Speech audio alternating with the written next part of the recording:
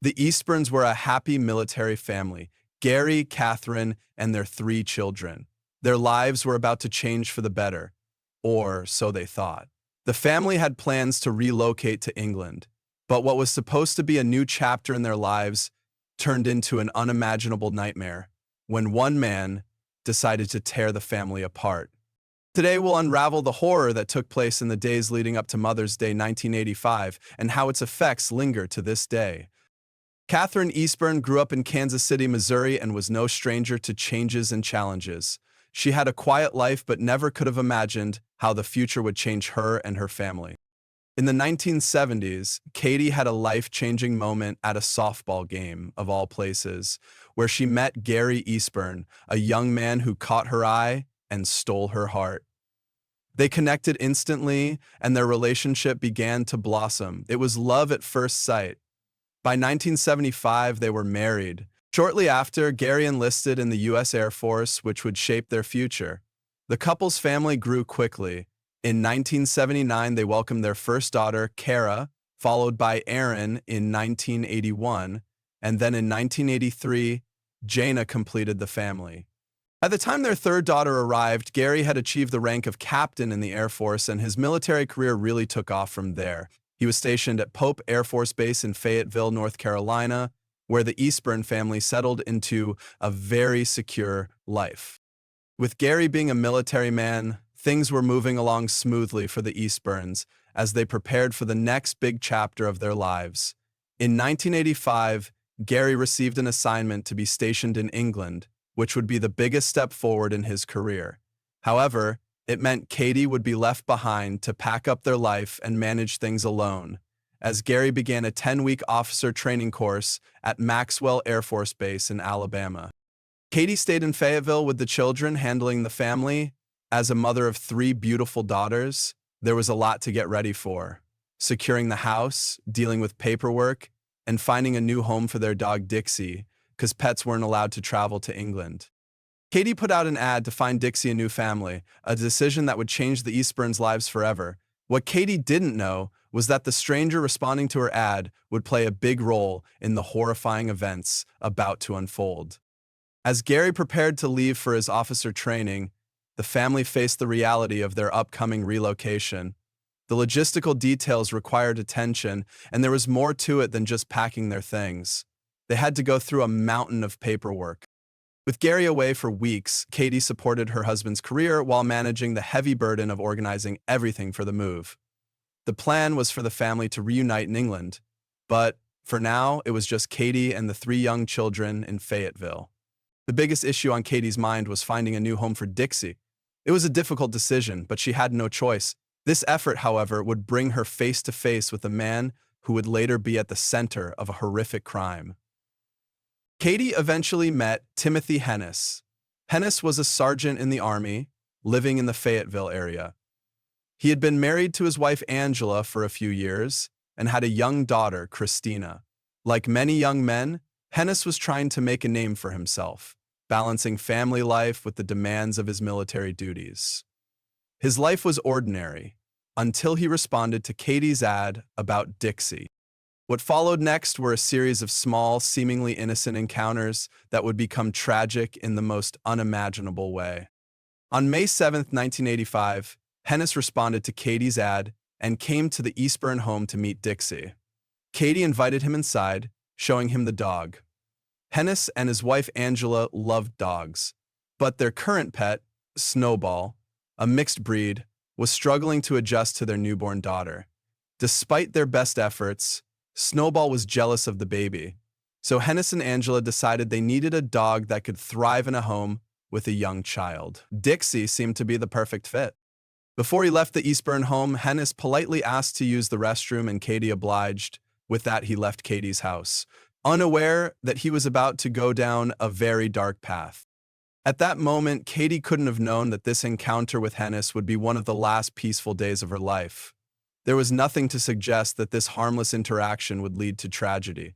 Katie had no reason to suspect anything other than Hennis simply being another man who was now the proud owner of a new dog. As Hennis left Katie's home with Dixie, the Eastburn family's life continued as planned. Gary was away at his officer training in Alabama, and Katie was busy with preparations for their move. The events that would follow were set in motion by this simple interaction. The evening of May 9, 1985 began like any other in the Eastburn home. Katie had spent the day taking care of her three young daughters, Kara, Erin, and Jana. But as night fell, the family's lives were changed forever. By the early morning hours of May 10, Katie, Erin, and Kara were found brutally murdered. Katie was assaulted and sustained multiple stab wounds. Erin and Kara had their lives cut short and also suffered fatal injuries.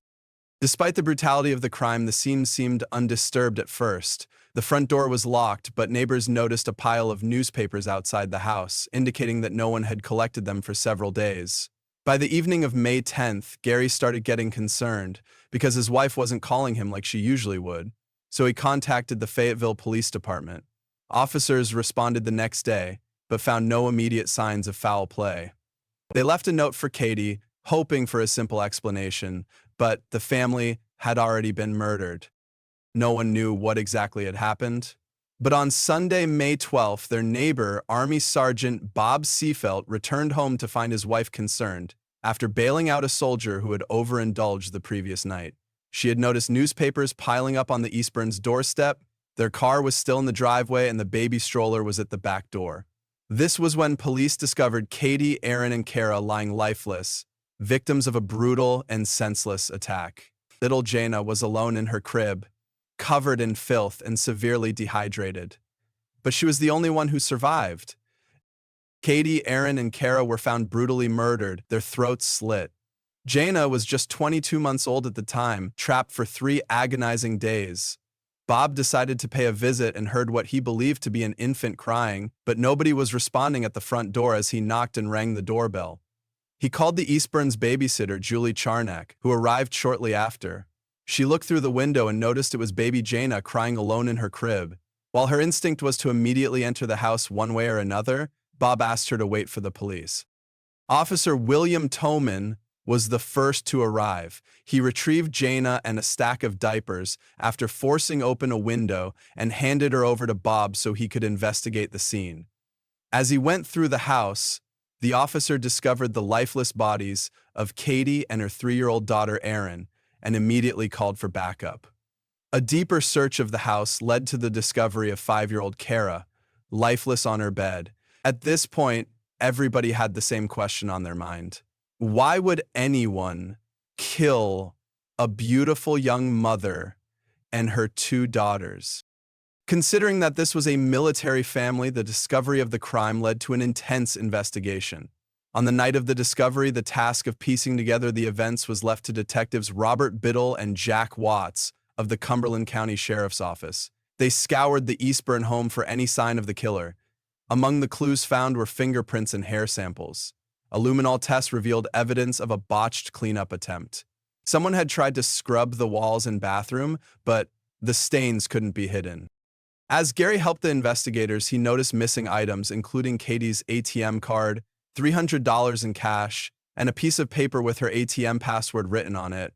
It was a janitor named Patrick Cohn who provided the first breakthrough in the investigation. Cohn approached Robert and Jack, claiming he'd seen a tall white man in jeans and a black members-only jacket, leaving the Eastburn driveway in the early morning hours of May 10. The man was carrying a garbage bag, and Patrick remembered the car being a white Chevrolet Chevette. His account narrowed the timeline, giving investigators a window for the murders. They took place between 8 p.m. on May 9th and 3 a.m. on May 10th. While investigators were searching the house for clues to identify the killer, Patrick Cohn came forward with more information. He reported that he had seen a man leaving the house in the early hours of May 10th.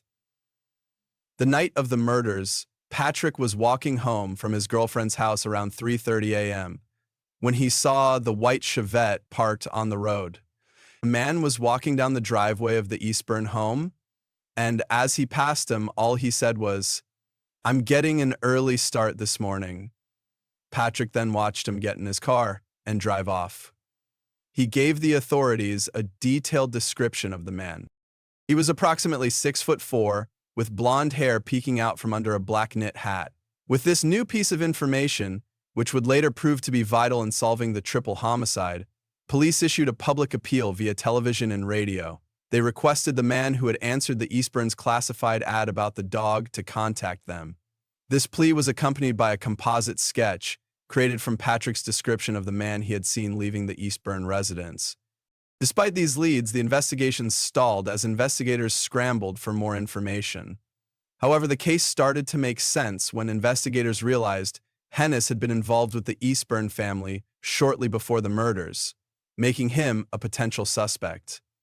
The case drew a lot of media attention, and by May 15, Hennis walked into the Fayetteville police station and submitted to interrogation with Bid and Watts. His account was straightforward. He had picked up the Eastburn family dog on May 7 but had no further contact with Katie, claiming he spoke to her on the phone just once on May 9 to check on Dixie. According to Hennis, after that call, he drove his wife and daughter to his in-laws' house and returned home after refueling his car.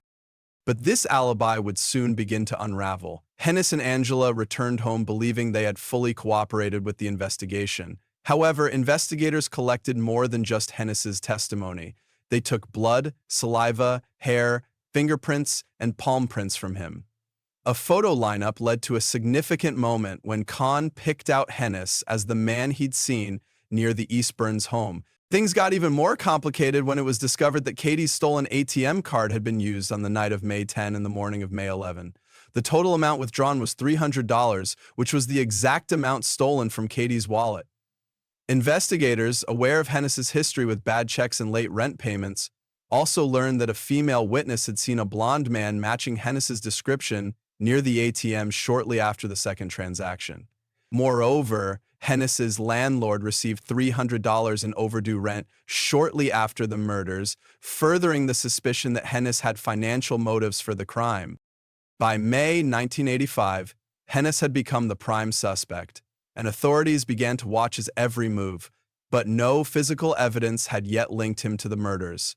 It was all circumstantial evidence. No one involved, not the police, Gary, or the neighbors, could have expected that this case would occupy courtrooms for the next quarter of a century.